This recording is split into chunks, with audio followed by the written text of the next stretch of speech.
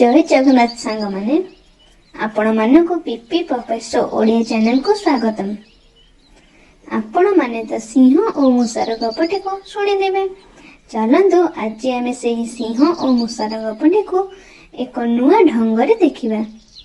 गपटी देखिबा पूर्व वीडियोटी को प्रथमे लाइक शेयर एवं चैनल को सब्सक्राइब कर दियंतु।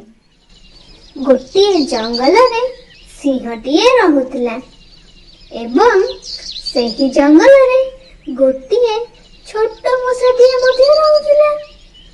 हा हा हा मो जंगल रो राजा। हरे सिंहटीए गछ तले गभीर निद्रा रे सोई घुंगुड़ी मारुतला।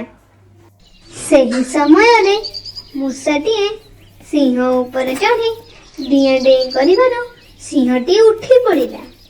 किए मो निद भांगिला, किए मो ऊपर चढ़िला, किए से?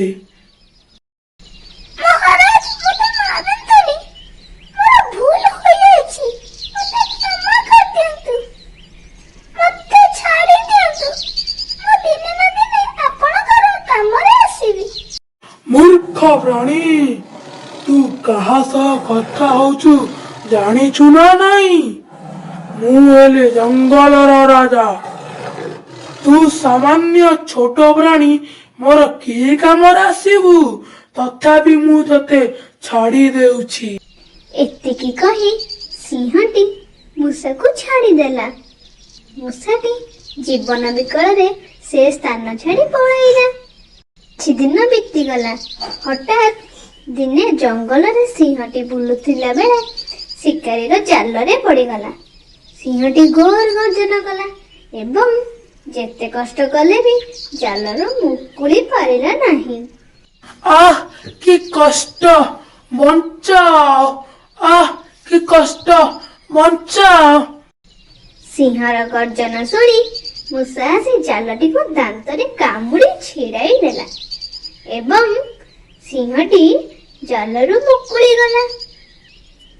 सेही दिन परठारु सिंह और मूषा परस्पर मित्र होई गले।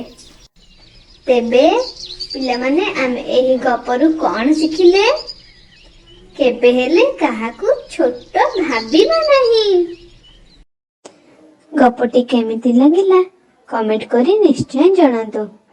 जदि गपटी टिके भी भलो लागिथिबो तेबे चैनल को सब्सक्राइब करंतु।